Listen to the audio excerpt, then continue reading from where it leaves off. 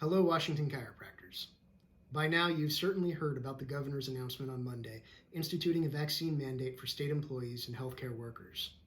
We understand your frustration, your outrage. We share it. No one disputes the state's authority to make decisions like this with regard to its own employees, nor to impose certain restrictions and duties on licensed providers.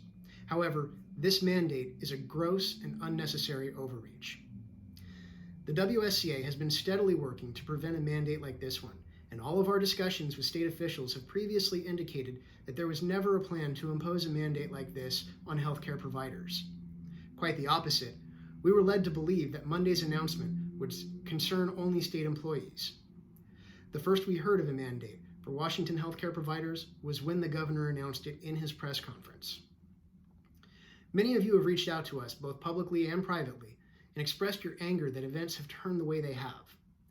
We've been asked how the WSCA will respond, what actions are we taking, and will we simply roll over on this? There's a limit to what I can tell you, both practically and strategically. In the practical sense, there are just a few answers to be had at the moment. We're seeking clarification on multiple points of this week's announcement, but we're far from the only ones asking those questions. Relevant state agencies must first release their implementation plans for us to know exactly how the process will look. We're making inquiries and getting pieces of information here and there, but the whole picture is not yet visible.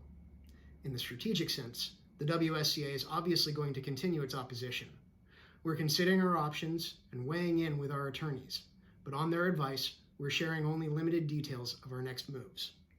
There is a long and methodical process to influencing public policy, and while these circumstances were not expected for some time, they were not entirely unforeseen.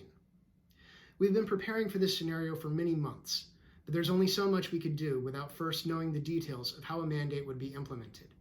As these details emerge, we will incorporate them into our plans. It is unreasonable to think that this mandate will be completely overturned, but we can work to limit how it affects the drugless professions that are providing safe and effective care to tens of thousands of Washingtonians. I would caution that this is not an overnight proposition. It will require time, effort, and resources. Because the WSCA has limited resources, it will also require alliances with other groups, professions, and organizations with similar interests. We've been building those alliances for some time, and we'll be leveraging them in the coming days and weeks. Just as we did early in the pandemic, the WSCA will keep you informed of our activities and of what you can do to practice while protecting your freedom of choice and bodily autonomy. You can expect more frequent Red Banner emails from us, and when you do receive them, please help us in our efforts by following our suggested best practices to the best of your abilities.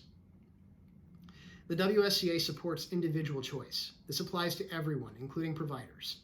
We will never advise you to get the vaccine or to avoid it. That is your decision to make, and we support you either way. We have not been, and we have no intention of, rolling over on this matter.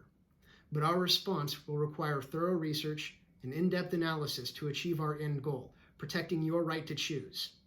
And it takes time to do that right. We're working around the clock to those ends. So I ask that you remain calm and be patient.